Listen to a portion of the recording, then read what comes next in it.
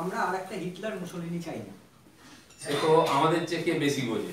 আমার নামে 20টা কেস, কাউকে থাপ্পড় মারি নাই পর্যন্ত। কোথাও চুরি করেছি 1 পয়সা কেউ বলতে পারবে না। মিটিং এ ভাষণ দিলে একটা কেস হয়। আজকে বারাসাতে 3টা কেসের ডেট ছিল আমার একদিন।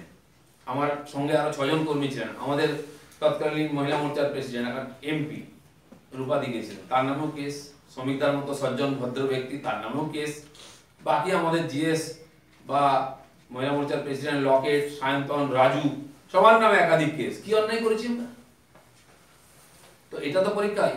আরে ধুতি পরা, উনি হচ্ছেন শাড়ি পরা হিটলার। এর চেয়ে বড় হিটলার আমরা আর কোনদিন দেখিনি। দাদা, মমতা বন্দ্যোপাধ্যায় আজকের ব্রিগেড আপনি বলেন লোক হয়েছে 2.5 লাখ, বাইরে ঘুরেছে 1.5 লাখ। এই মমতার এই ব্রিগেড থেকে 8 তারিখের মোদির ব্রিগেডের আপনারা কোনো শিক্ষা নিলেন, বা আপনারা কি করবেন 8 তারিখে? আমরা শিক্ষা অনেক আগেই নিয়েছি। আমরা 3টে সভা করেছি এর আগে, মাননীয় সভাপতি, মাননীয় প্রধানমন্ত্রীকে দিয়ে। সেখানে লোক দেখেছেন, সেখানে ডিসিপ্লিন দেখেছেন। অরূপদা বলছিলেন যে আপনাদের এরকম, আমাদের এরকম হয় না। প্যান্ডেল ভেঙে পড়ে গেছে দুর্যোগে, লোকজন চাপা পড়ে গেছে, ট্রেনে বার করেছি, হসপিটালে গেছে, বাকি লোক বেরিয়ে এসে 40 মিনিট মোদিজির ভাষণ শুনেছে। পৃথিবীর ইতিহাসে কোথাও হয়নি এরকম ডিসিপ্লিন, এরকম একটা এদিক ওদিক আওয়াজ হলো না। আমি ডায়াসে বসেছিলাম, আমি দেখলাম আমার সঙ্গে সামনে ভারত মাতা কি জয় স্লোগান হলো, ভাষণ শুরু হলো শেষ পর্যন্ত। যে চোট লেগেছে সে হসপিটালে যাচ্ছে না, না আমি মোদিজির ভাষণ শুনবো। এটা বিজেপি। আর আজকের যে ড্রামা দেখলেন এটা হচ্ছে টিএমসি। আরেকটা কথা বলি আপনাদেরকে, আমাদের রাজ্যের নির্বাচন হয়ে গেছে পঞ্চায়েতে 7 মাস, এখনো বহুত বোর্ড হয়নি। কেন হয়নি? বিজেপি বোর্ড গঠন করবে, বোর্ড করতে দেওয়া হচ্ছে না। মুখ্যমন্ত্রী কেসিআরিতে বলে আসছেন আমাদের সমিতির মেম্বারদেরকে যে আপনারা টিএমসির সঙ্গে আসুন, তাহলে সব উন্নয়ন করে দেবো, সব কাজ করে দেবো। যদি না আসেন জেলা পরিষদ দিয়ে কাজ দেবো, আপনাদের করতে দেবো না। মানে বিজেপির বোর্ড হলে আমাদের মেজরিটি আছে। তিনি পারলেন না ভাঙাতে, তার ভাই শুভেন্দুবাবুকে পাঠিয়েছেন পঞ্চায়েত ভাঙাতে। একটা দুটো পঞ্চায়েত মেম্বার নিয়ে এসে বলছে বিজেপিকে ভেঙে দেওয়া, আর আমরা 2টো সিটিং এমপি কে নিয়ে এসেছি। এই হচ্ছে টিএমসি আর বিজেপির মধ্যে স্ট্যান্ডার্ড পার্থক্য। ইউনাইটেড ইন্ডিয়া কি আদৌ সম্ভব? ইউনাইটেড ইন্ডিয়া আছে, ইউনাইটেড ইন্ডিয়া থাকবে।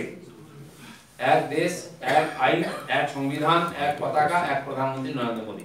যদি আগামী লোকসভা নির্বাচনে ইউনাইটেড ইন্ডিয়া আসে তাহলে প্রধানমন্ত্রী কে হবে?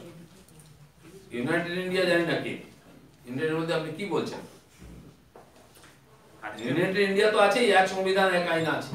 দেবদা, আপনারা যে প্রশ্নটা করেন যে আপনারা তো একজোট হচ্ছেন বিরোধীদের উদ্দেশ্যে, আপনাদের নেতাকে, আপনাদের প্রধানমন্ত্রীর মুখকে, উনি বলছেন যে এত নেতা বসে আছেন, তারপরে আপনারা বলছেন নেতাকে, এত নেতা।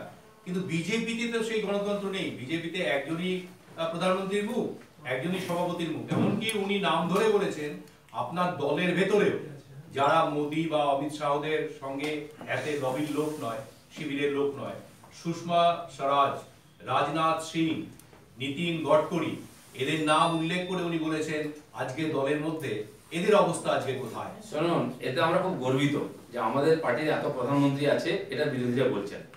আর বিরোধীদের মধ্যে একটা প্রধানমন্ত্রী খুঁজে পাওয়া যাচ্ছে না। এটাই তো পার্থক্য বাকিদের সঙ্গে। ডজন প্রধানমন্ত্রী দিতে পারি, কয়েক ডজন মুখ্যমন্ত্রী দিতে পারি আমরা, আর দিয়েছি 22 রাজ্যে মুখ্যমন্ত্রী করেছি।